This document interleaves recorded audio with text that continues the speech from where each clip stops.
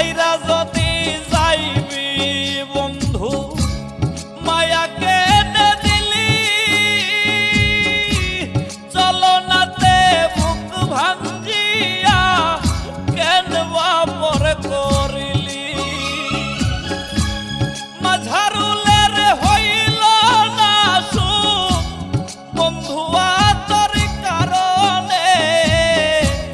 প্রতারণার হইব বিচার আসরের ময়দানে রে বন্ধু প্রতারণার চাইব বিচার আসরের ময়দানে কোন সে দোষে দুঃখ দিলে আমার সরল প্রাণে